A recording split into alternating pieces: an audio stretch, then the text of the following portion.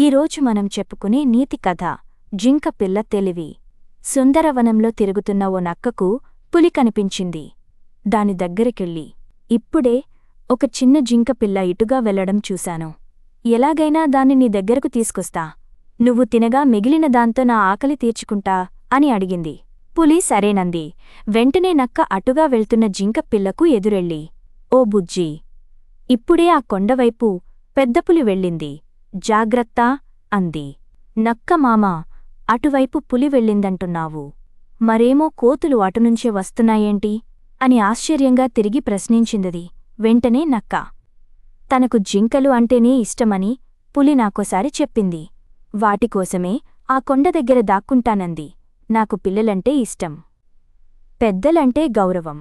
నాతో వస్తే మంచి పచ్చిక బయళ్ళు ఉన్న ప్రదేశానికి తీసుకెళ్తా అంది నక్క. ఇంతలో ఓ ముసలి నక్క వచ్చి, మిత్రమా, నాకు కళ్ళు సరిగా కనిపించడం లేదు, మా ఇంటికి కొంచెం దారి చూపవా అని అడిగింది. నీకు నేనే దొరికానా? ఇంకెవరినైనా అడుగుపో అంటూ విసుక్కుంది నక్క. అప్పుడు జింక, టక్కరి మామా, రాత్రంతా వర్షం పడింది కదా, నేలకూడా ఇంకా తడిగానే ఉంది. నువ్వు చెప్పినట్లు ఆ పులి ఇప్పుడే ఇటుగా వెళ్తే దాని అడుగుల గుర్తులు ఉండాలి కదా, మరి లేవేంటి అని అడిగింది జింక. గతుక్కుమన్న నక్కకు ఏం సమాధానం చెప్పాలో తెలియలేదు. నువ్వు జిత్తుల మారివని తెలుసు. ముసలి నక్కను కసురుకున్నప్పుడే పెద్దల పట్ల నీ గౌరవం అర్థమైంది. నీ మాటలన్నీ పులిదగ్గరికి నన్ను తీసుకెళ్లేందుకేనని తెలిసింది అంది జింక. నిరాశతో వెళ్ళిపోయింది నక్క.